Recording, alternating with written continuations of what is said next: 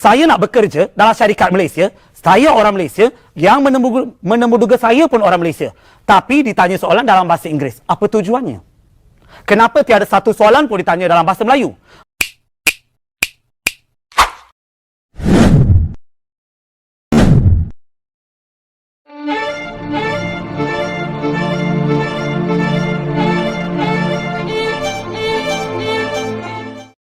Saat ini begitu banyak masyarakat Malaysia yang mengutamakan penggunaan bahasa Inggris dalam kehidupan sehari-hari, dan hal seperti itu diprediksi bisa menggerus keberadaan bahasa Melayu sebagai bahasa ibu, sekaligus bahasa kebangsaan Malaysia.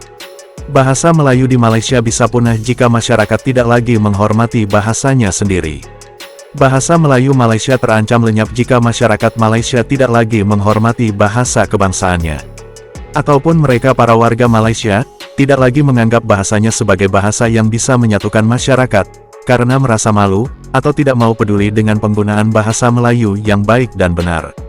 Dan bila bahasa Melayu masih terus dilanda permasalahan, seperti ketidakmampuan dalam berbahasa, maka lambat laun akan tergolong dalam bahasa-bahasa yang terancam lenyap. Karena kebanyakan masyarakat Malaysia memilih menggunakan bahasa Inggris, khususnya dalam acara resmi, bahkan masih banyak juga yang tidak menggunakan bahasa Melayu dalam aktivitas sehari-hari, atau mencampur adukan bahasa Melayu dengan bahasa Inggris. Karena sebagian besar masyarakat Malaysia masih selalu mengutamakan bahasa Inggris, bahkan mengidolakan bahasa Inggris daripada bahasa kebangsaannya, yaitu bahasa Melayu. Itu semua dikarenakan keberadaan bahasa Inggris dipergunakan sebagai bahasa pengantar. Dengan secara otomatis, keberadaan bahasa Melayu Malaysia pastinya akan dinomorduakan oleh sebagian besar masyarakat Malaysia. Jika memang demikian, jangan harap bahasa Melayu Malaysia akan dapat bermartabat di negara Malaysia.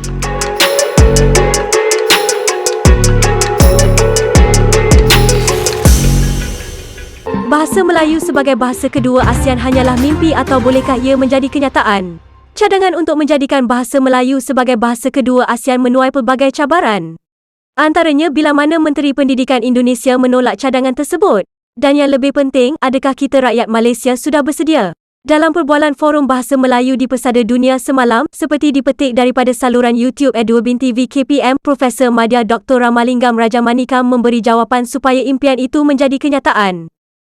Nak impian menjadi kenyataan, satu saja. Jati diri bahasa kebangsaan sangat penting. Soal jati diri bukan jati diri sebagai warga negara Malaysia saja. Jati diri bahasa kebangsaan sangat penting. Yang kita tiada sekarang atau yang kita luntur sekarang ialah jati diri bahasa kebangsaan. Jangan runtuhkan martabat bahasa kebangsaan di mana-mana jua kita berada. Itu maksud jati diri bahasa kebangsaan. Dalam apa-apa urusan, bahasa Melayu diutamakan. Itu maksud jati diri bahasa kebangsaan. Apabila kita nak maju dalam hidup kita, maju dalam kerjaya kita, pastikan bahasa Melayu tidak dipinggirkan. Di mana perkara ini perlu bermula? Melentur buluh, biarlah dari rebungnya, Tuan Moderator. Anak-anak tu yang kita kena semai jati diri bahasa kebangsaan. Kalau di rumah saya menggunakan bahasa ibunda, bahasa Tamil, pada masa yang sama saya kena beritahu anak saya, bahasa Melayu, bahasa kebangsaan wajib tahu, wajib belajar, wajib hormat. Itu sangat penting. Bila kita kata memartabatkan bahasa kebangsaan, bukanlah kita kata nafikan bahasa Inggeris, meminggirkan bahasa Inggeris, bukan begitu. Martabat bahasa kebangsaan, memperkasakan bahasa Inggeris, itu maknanya sebenarnya. Itu sangat penting. Pertama, semailah benih-benih bahasa kebangsaan dalam jiwa anak-anak kita. Itu sangat penting. So, ibu bapa yang menjadi penentu macam mana anak-anak itu akan membesar. Itu sangat penting. Selepas ibu bapa dah buat, seterusnya barulah ya kita nampak mereka akan melangkah ke peringkat persekolahan. Jadi, bila ibu bapa ni dah mulakan dengan benih yang baik, barulah betul kata pepatah Tuan Moderator ya, benih yang baik jatuh di laut menjadi pulau, jatuh di darat menjadi gunung. Lepas ibu bapa dah melentur buluh tu, barulah ya mereka melangkah ke alam persekolahan. Di sekolah pula, kita tak ada pun jati diri bahasa kebangsaan bagi saya. Kita ada mata pelajar bahasa Melayu, saya tak nafikan. Mata pelajar bahasa Melayu, Dr. Jess, Tuan Moderator, yang menjadikan kita ni berpengetahuan dalam mata pelajar bahasa Melayu. Kita tahu tata bahasa, kita tahu eja, kita tahu hukum bahasa, ya betul.